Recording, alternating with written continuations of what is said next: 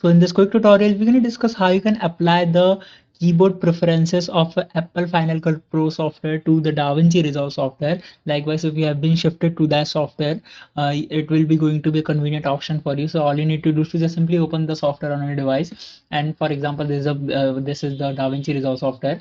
Here on the top left corner, you're going to find this option of Davinci Resolve. It is written over there. Just simply click over there, and when you click there, you're going to find this option of keyboard customization on the second option. Just simply click over there. Now here you're going to find this keyboard customization option.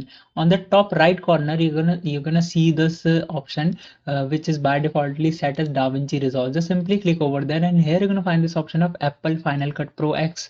Just simply click over there, and now all the keyboard shortcut or the preferences has been set as per that particular software. So you can just simply hit save and continue.